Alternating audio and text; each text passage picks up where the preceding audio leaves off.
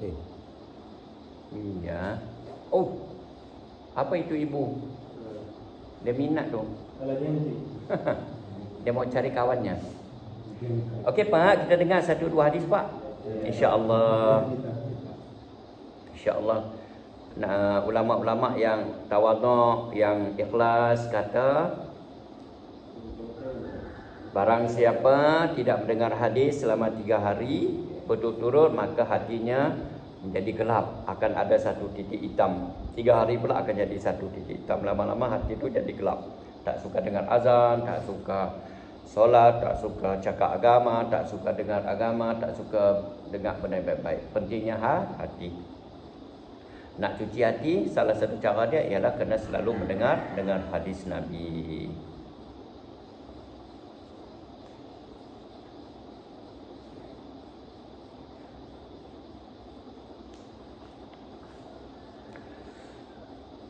Nabi SAW bersabda, apabila seseorang itu menghadapi apa-apa hajat, sama ada hajat duniawi ataupun ukhrawi yang berkaitan dengan Allah SWT ataupun manusia, hendaklah dia mengambil wuduk dengan sempurna, mendirikan solat 2 rakaat, kemudian memuji Allah dan bersalawat ke atas Rasulullah SAW.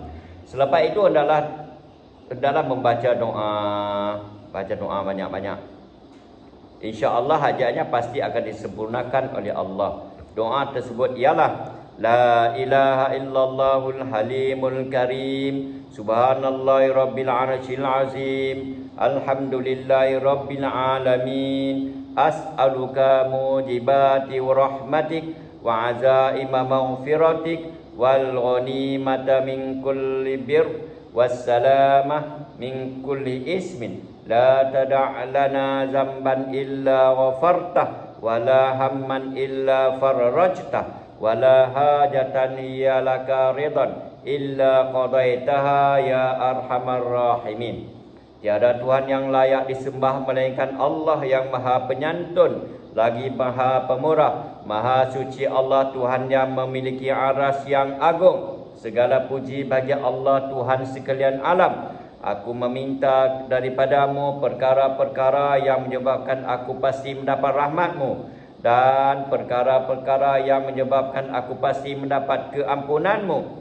Aku meminta juga bahagian yang banyak daripada segala kebaikan dan keselamatan daripada segala dosa. Wahai Allah, jangan tinggalkan padaku satu dosa pun kecuali Engkau ampunkannya, dan sebarang kesusahan pun kecuali Engkau lepaskannya, dan sebarang hajat pun yang Engkau redai kecuali Engkau tunaikannya. Wahai Tuhan yang Maha Penyayang daripada sekalian penyayang. Hazrat Wahab bin Munabbih berkata bahawa segala hajat dapat dipohon daripada Allah melalui sembahyang. Apabila orang-orang dahulu menghadapi sebarang kesulitan, mereka akan bersegera mengerjakan solat. Ada diceritakan bahawa di Kufah terdapat seorang pemikul barang yang sangat dipercayai oleh orang ramai. Kerana sifat amanahnya, dia juga menghantar barang-barang para peniaga dan wang tunai.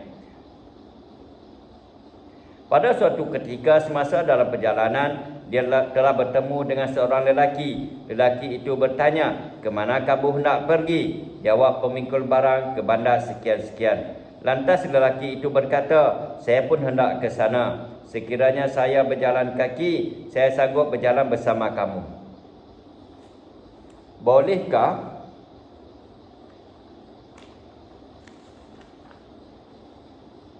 saya menunggang keldai kamu dengan bayaran 1 dinar?" Pemikul barang itu bersetuju, lalu lelaki itu pun menunggang keldainya.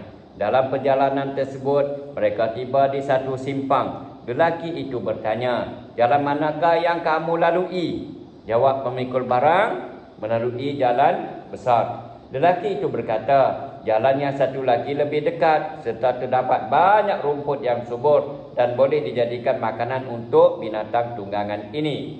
Pemikul barang itu berkata, "Saya tidak tahu tentang jalan itu." Lelaki itu berkata, "Saya selalu melalui jalan itu." Pemikul barang berkata, "Baiklah, kita ikut jalan itu."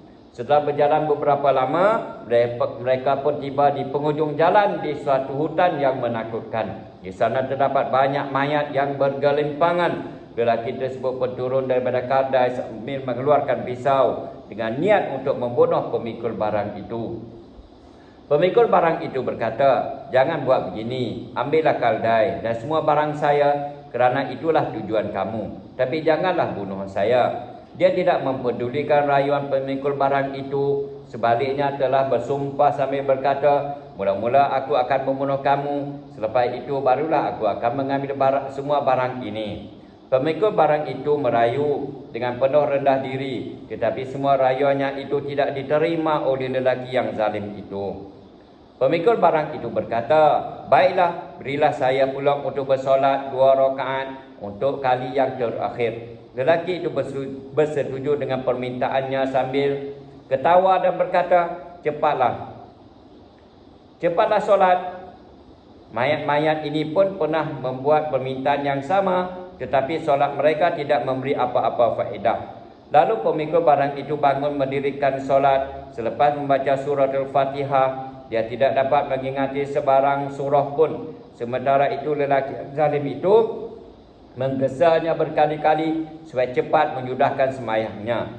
Tidak semena-mena lidahnya menyebut ayat berikut, "Amman yujibul mudtarra idza da'ahu wa yaksifus su'."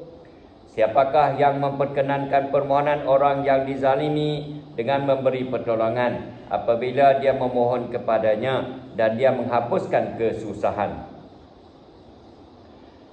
Sambil membaca ayat ini dia menangis. Tiba-tiba muncul seorang yang berkuda memakai topi besi yang bersinar-sinar. Dia terus menikam lelaki zalim itu dengan lembing. Api bernyala-nyala keluar di tempat lelaki zalim itu mati. Si pemikul barang yang sedang bersolat terus sujud dan bersyukur kepada Allah. Setelah selesai solat, dia berlari ke arah penunggang kuda tersebut dan bertanya, "Demi kerana Allah, beritahulah saya siapakah Tuan dan bagaimana Tuan boleh datang ke sini?" Orang itu menjawab, "Saya adalah hamba Allah, yakni Allah yang berfirman, Amma yujibul mudtar."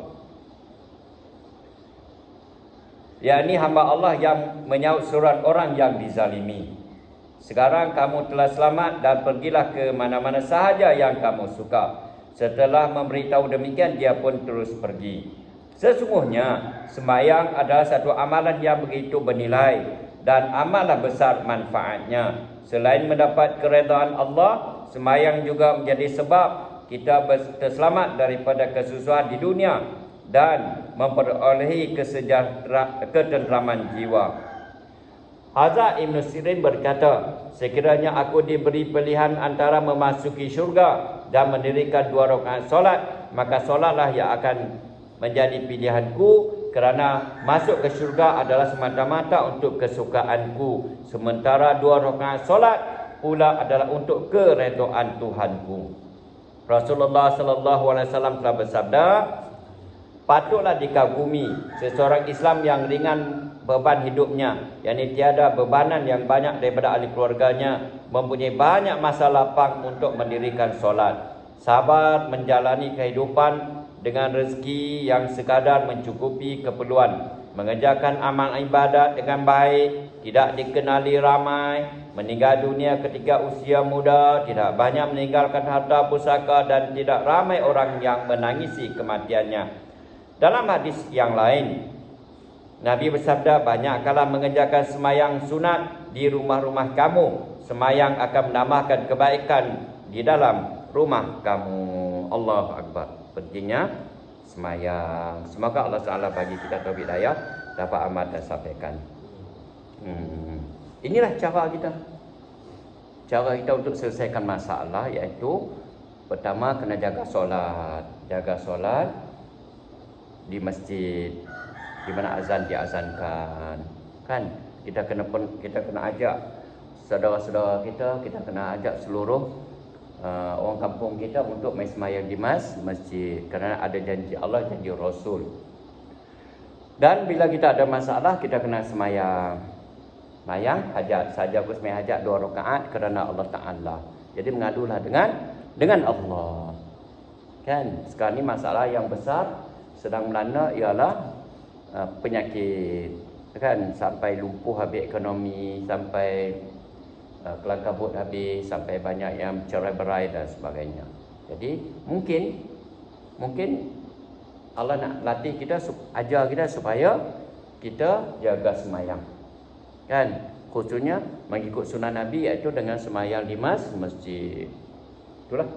Jadi kita doa dengan Allah supaya Allah SWT buka pintu hati kita, pintu hati ke anak-beranak kita, adik-beradik kita, keturunan kita, orang kampung kita dan seluruh orang Islam sedunia ni. Buka pintu hati, termasuk orang kafir, termasuk musuh-musuh Islam.